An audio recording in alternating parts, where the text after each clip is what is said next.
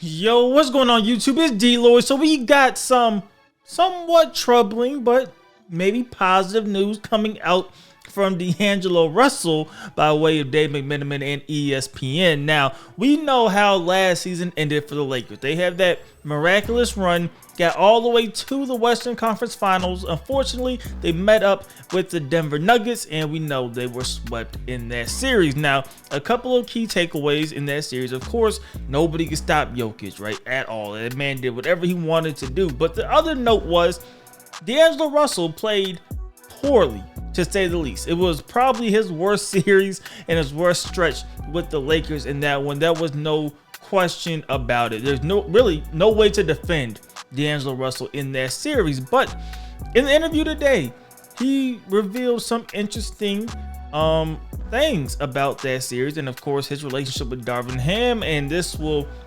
probably cause a lot of interesting conversations amongst Lakers fans and really just anybody in the NBA, because Lakers fans and Darvin Ham's relationship isn't really the best right now, right? There are a lot of criticism about him, his lack of adjustments. You know, everybody loves to make fun of him standing with his hands in his pockets while the other team is on a 13-2 run, right? He plays favorites is another criticism of Darvin Ham. When you look at, you know, who gets minutes compared to other guys on the team, some people you could figure may be playing a little bit more than they should. So there are some criticisms of Darvin Ham. And of course, schematically, maybe he doesn't draw up and put his players in the best position to succeed. And that is a pretty big flaw or criticism, right, when you are the head coach, because that is what you're supposed to do. That is your main job, essentially. So this does not really help a lot of that. Now, D'Angelo Russell spoke about his relationship with Darvin Ham, and mainly he talked about how the previous relationship with Dennis Schroeder prevented him from having the relationship that he wanted with Coach Ham. Now, this is what he said about Dennis Schroeder, which is definitely interesting, because remember, Dennis Schroeder and Darvin Ham had a long-standing relationship before they even made the trade to bring DLloyd back. So he says, quote, his relationship with Darvin is the reason why I couldn't have a relationship with Darvin.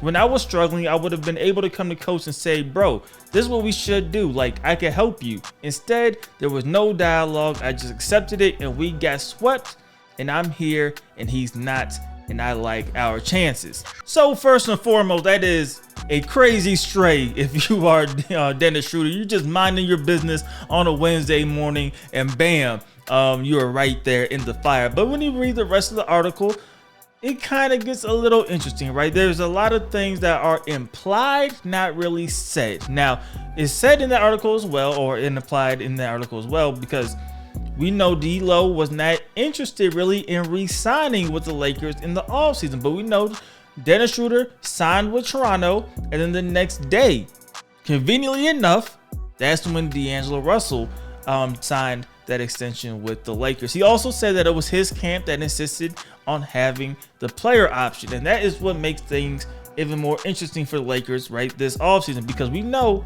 he could decline that player option.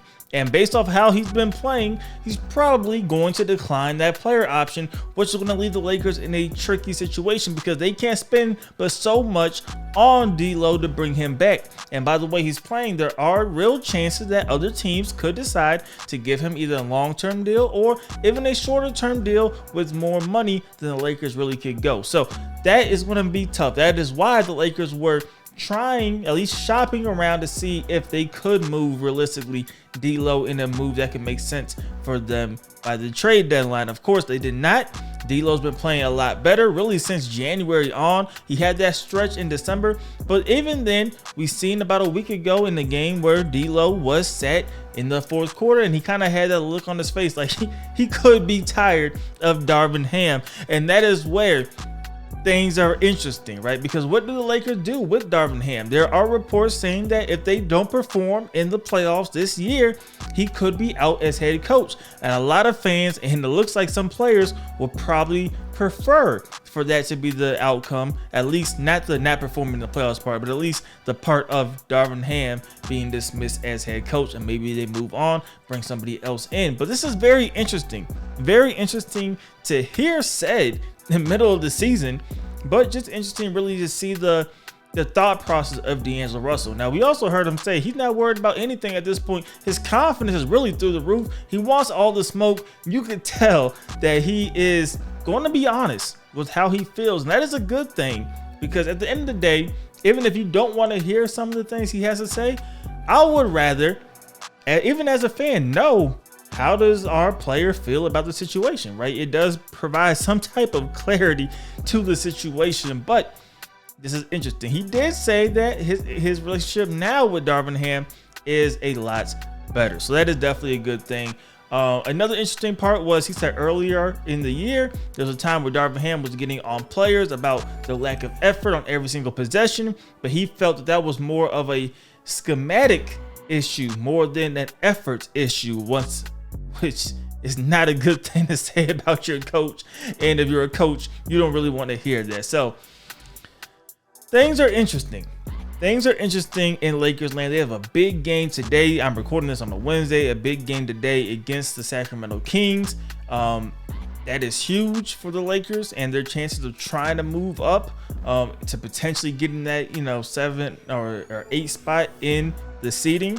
That will be put them in double elimination territory in the play-in tournament, and that's definitely what the Lakers are looking for at this point. But you guys let me know, what are your thoughts on D-Lo, man? And what are your thoughts on Darvin Ham, right? Because D-Lo, like I said, has been playing really good. I think he will get a nice solid pay raise, at least a long-term deal right in the offseason for sure with the way he is playing. Hopefully he can continue this effort in the play-in, hopefully in the playoffs for the Lakers. And what do you guys think about Darvin Ham? Is he the right coach for the Lakers, or are you pretty much saying it's time to move on pretty much regardless, and let's go in a different direction to see what other coaches are out there this all season? Let me know your guys' thoughts and opinions in the comment section below. As usual, hope you guys did enjoy the video. If you did, please do me a favor, go ahead and leave this video a like. It helps me out a lot, and subscribe if you haven't already.